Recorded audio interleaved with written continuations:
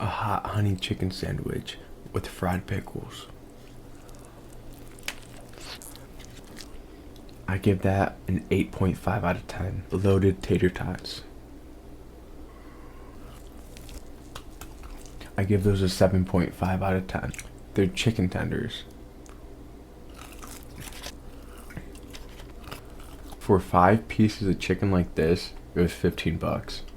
It's not bad. It tastes pretty good, but for 15 bucks, that's nuts. I rate this a 6.5.